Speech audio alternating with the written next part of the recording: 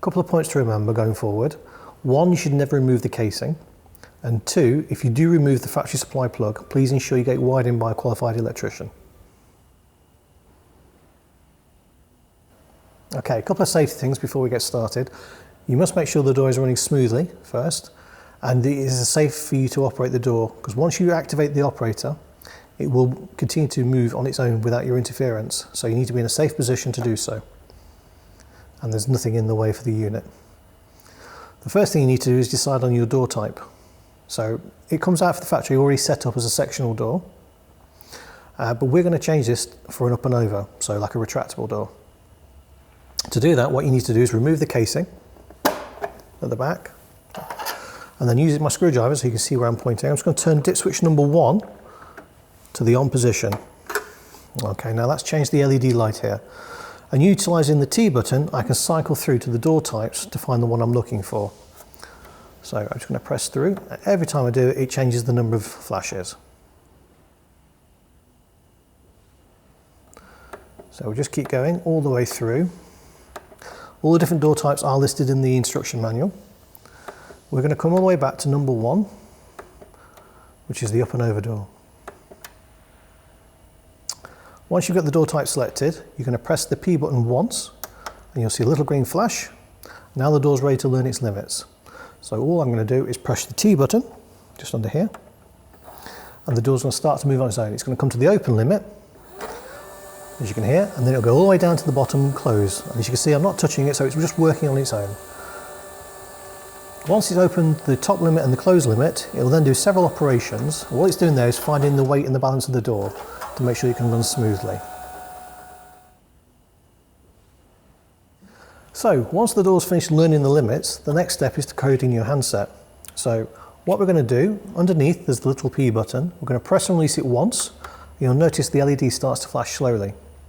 Taking the handset, you're going to hold the button down, the blue light will come on, it'll go off, then start to alternate blue, red, blue, red. At this point, if you watch the LED, you'll notice it starts to flash rapidly. This means it's taken the code and we can let go. If that doesn't happen, let go of the handset and repeat the process. Once it's coded in, it'll start to flash slowly for about 20 seconds, at which point the LED will then go solid and you'll be able to utilise the handset to open your door. Should you need to delete the stored hand transmitters from the operator for any reason, you need to carry out the following. Press and hold down the P button and keep it held. The red LED will begin to flash slowly for a few seconds before flashing rapidly and then returning to a solid state. This has now removed all stored handsets from the operator. Okay, sometimes you'll come out to the door and you'll find it's open or there's been an error. Now, what happens is there is a list of error codes in the back of the instructions, which basically refers to the LED light. It'll flash a number of times, so 2 flashes, 3 flashes, 4 or 5. Two of the most common ones we get are 3 flashes and 5 flashes. Now, 5 flashes basically is the door has met some form of resistance in the opening cycle. So as you can see, this is now flashing 5 times. This is because the door has met some resistance either down to the springs, the rollers or the track arrangement, or there could even be a physical obstruction in the tracks. To remove the error, we press the T button. The door will then start to move. Once that's done, we can then have a look at the door and see if we can identify where the fault is.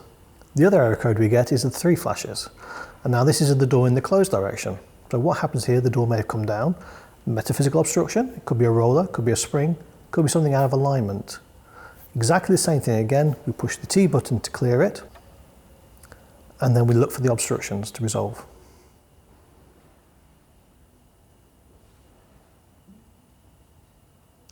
Okay, so there are some additional menus. These are activated by the dip switches on the inside.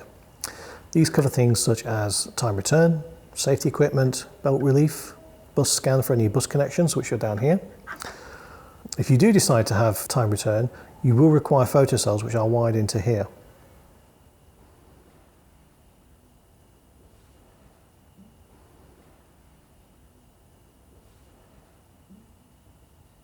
Occasionally something will go wrong, so for example the door might not set up properly, or you might need to perform a factory reset for any reason. You may have turned a menu on you shouldn't have. To do this, all you do is turn the power off, hold down the T button whilst you turn the power back on.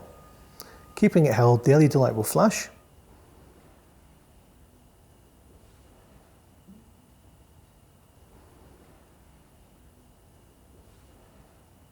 after which it'll be just as it came out of the box when it was delivered from Herman.